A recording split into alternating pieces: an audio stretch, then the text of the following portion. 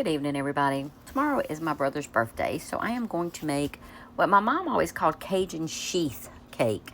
I've seen similar cakes called sheet cake. I'm not really sure. If you're wondering where I have my recipes, I have them all in this old recipe book. As you could see, they are kind of used a little bit. So this is the Cajun sheath cake. Again, that's the way my mom always did it. And you do this in steps. So you've got you've got 2 cups of flour, 2 cups of sugar. You've got a cup of water. You're going to have a half a cup of milk.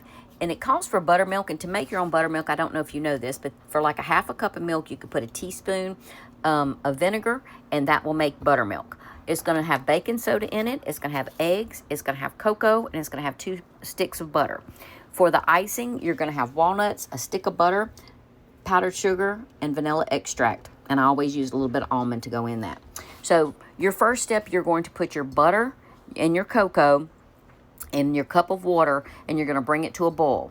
Once that's a boil, you're going to pour it over your sugar and your milk, and then we'll go to the next step. So let me get this in the pan, and I will show you what we do next. Okay, so once you get the butter, water, and cocoa melted, and it's 4 heaping tablespoons of cocoa, by the way. And I don't know if I said it, but it is 2 cups of all-purpose flour and 2 cups of sugar. So you're going to pour the hot mixture over this.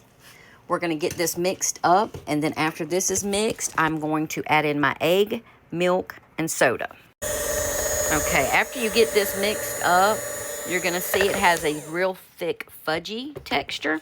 So that's when you're going to add in your milk. And you can use, again, you can use plain milk and use a half a cup of milk is a half a teaspoon of vinegar. So it's half and half. And then we're going to put our eggs in here.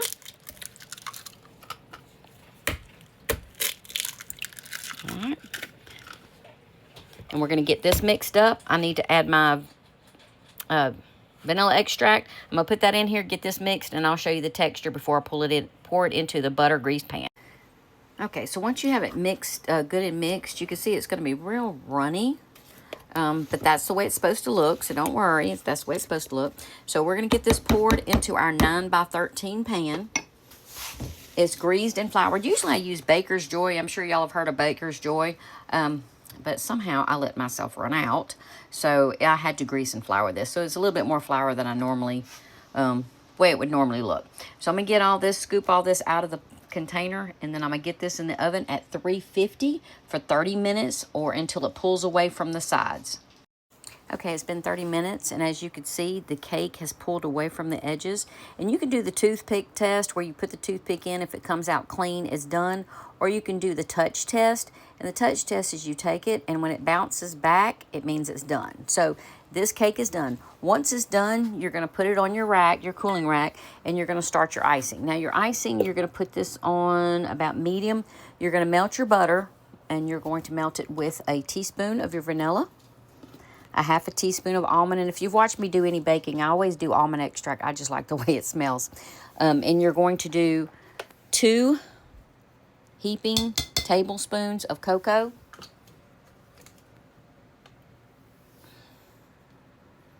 Okay. Now you're going to melt this together. Once that's done, you're going to start adding in your powdered sugar.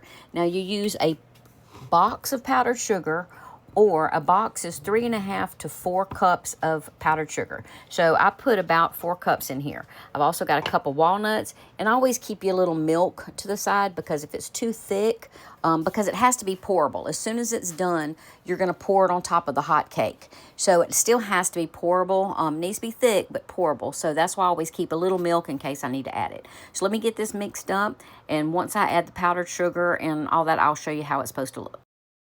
So I did wind up adding about a half a cup of milk, a 1/4 cup of milk, so that it makes it where it was super, super thick.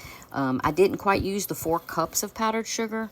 I used probably almost the whole 4 cups. So as you can see, it's thick. It's going to be thick, kind of like fudge, but it should be pourable. So I'm going to get this poured on top of the cake, and I will show you how you kind of spread it around once I get. Okay, so as you can see, it's thick, and this is another reason why you want to put it on. You want to start your icing as soon as the cake comes out, because it's going to need to be hot so that you can spread it. Because again, it is a thick icing, because what's going to happen is when it cools down, it's going to turn into a fudge on the top. So you're going to have a walnut fudge on the top over a homemade chocolate cake. So as you can see, it's spread just fine once it's on the hot cake and it's hot icing. So this is the way it looks right now. When I can cut it, I will show y'all how it looks and how the top is going to harden up. Okay, so I cut up the piece of the cake, and as you can see, you've got your homemade chocolate cake, you've got your fudge layer. It's not quite as cold as it could be, but as you can see, the top is hardening up. Just so I can go over the ingredients real quick. I know it seems like this would be super rich and sweet, but honestly, it's not. It's one of the least sweet cakes I've made. I guess maybe because you use all-purpose flour and you use salted butter, and make sure you use real butter. Salted butter maybe, I'm not really sure, but it's actually not as sweet as you would think it would be. So the ingredients for step 1, you're going to have 2 cups of flour, all purpose, 2 cups of sugar. Step 2, in a pan, you're going to bring to boil 2 sticks of butter, 4 tablespoons, heaping tablespoons of cocoa, and 1 cup of water. Step 3, you're going to pour the hot mixture over the flour mixture, and then step 4, you're going to mix together. You're going to add to it, you're going to add a half a cup of buttermilk, or a half a cup of milk with a half a teaspoon of vinegar, 1 teaspoon of vanilla, 1 teaspoon of soda, and 2 eggs. You're going to beat all those together. You're going to pour that into a greased, floured 10 by 13 pan. And for your icing, you're going to melt your butter, your cocoa, 1 teaspoon. You're going to have 1 stick of butter, 1 teaspoon of vanilla, a half a teaspoon of almond extract. You don't have to have the almond. I just think it smells better, and I use it in all my baking. And 2 tablespoons, heaping tablespoons of cocoa, a cup of walnuts, and 1 box of powdered sugar, or about 3.5 cups of powdered sugar.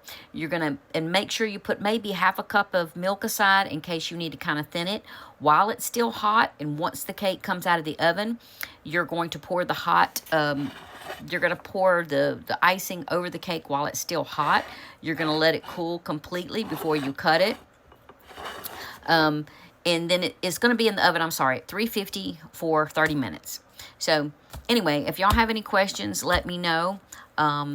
If not, I hope y'all will try this. It's a really good recipe. It's something that, most of my family, well, all of my family enjoys, actually. So if y'all have any questions, let me know. If not, enjoy, y'all.